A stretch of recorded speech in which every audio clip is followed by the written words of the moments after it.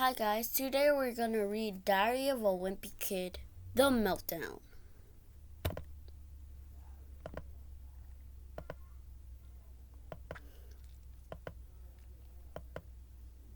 To Deb. January, Monday. Everybody in my neighborhood is outside today enjoying the warm weather and sunshine. Well, everyone except me. It's kind of hard to enjoy a heat wave when it's the middle of the winter. People are calling this wacky weather, but it just doesn't feel right. Maybe I'm old-fashioned, but I think I should be cold in the winter and hot in the summer. I've heard the whole planet is warming up, and that human beings are the reason. But don't blame me because I just got here.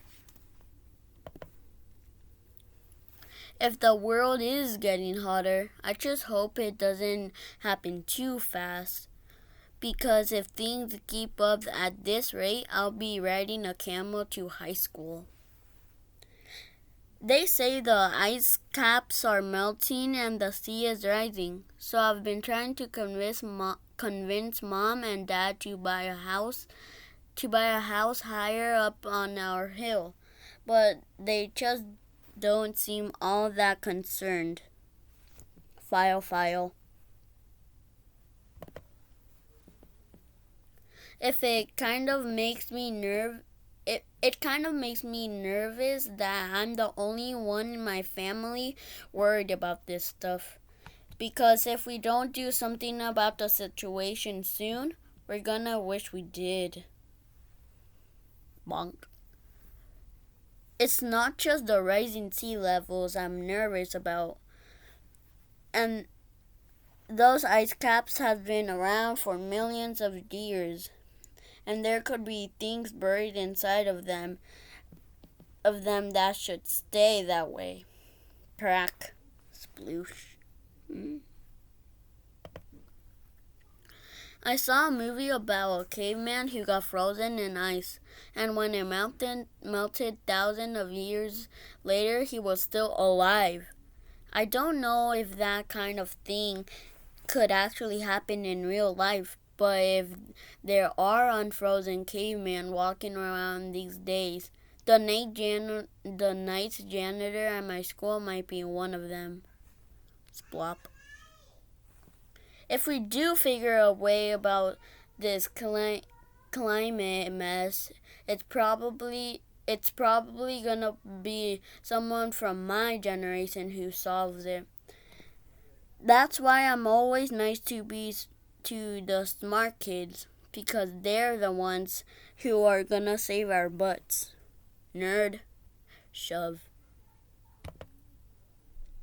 Whatever the answer is, I guarantee you technology is gonna be the key.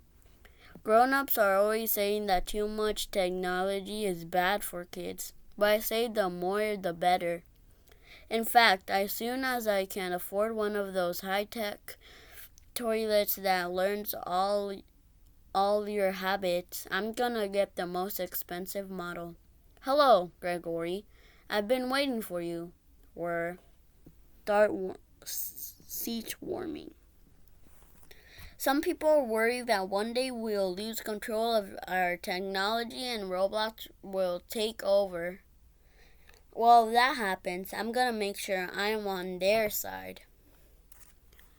I've actually been preparing for when the robots take over by sucking up the appliances in my house. You're looking good today. Did you just get cleaned? So when there's a giant robot/human war in the future, I'll be patting myself on the back for thinking ahead. My brother Roderick says that in the future, people will have robot body parts, and we'll all be cyborgs. Well, I hope I don't have to wait too long for that, because I could buy myself a pair of robot legs. I could get a half hour of extra sleep each morning.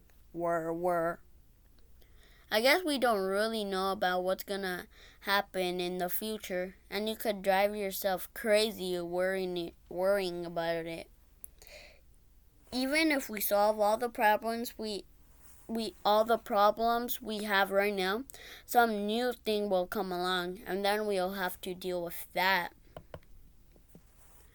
I've read that that's what happened with the dinosaurs. They were riding high for a couple 100 million years, and then an asteroid came and whipped them out. That's really crazy. What's really crazy is that the cockroaches were around back then, and somehow they survived. And they'll probably be here long after we're gone, too. Personally, I think cockroaches are disgusting, but they must be doing something right. Smack. Speaking of survival right now, I'm just trying to get through middle school, and the last few days haven't been all that great. Even though it's warm outside, the thermostat at school still thinks it's winter. So the furnace is on full blast all day, which makes it hard to concentrate in class. And it's worse in the cafeteria because there aren't any windows you can open to get fresh air. Sploosh, glug glug, fan fan. The heat has been frying my brain, and I've been forgetting when my school assignments are due. I forgot a really big one today, which was my country project for the international showcase. Back in November, everyone had to choose a country to do a report on. I picked Italy because I'm a huge pizza fan. But it turns out Italy was a really popular choice, so my social studies teacher had to do a random drawing to decide who got it. And she chose Dennis Tracton, which isn't fair because he's lactose intolerant and can't even eat cheese. Woohoo! So the teacher assigned me Malta, which I didn't even know was a country.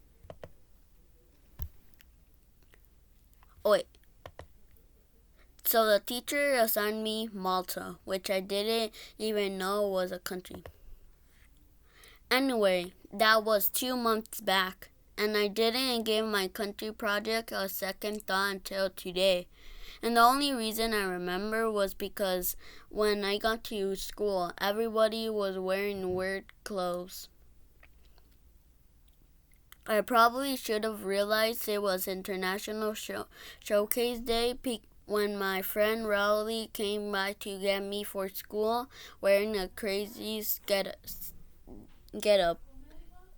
But he's always doing strange stuff, so I barely even noticed. To be continued.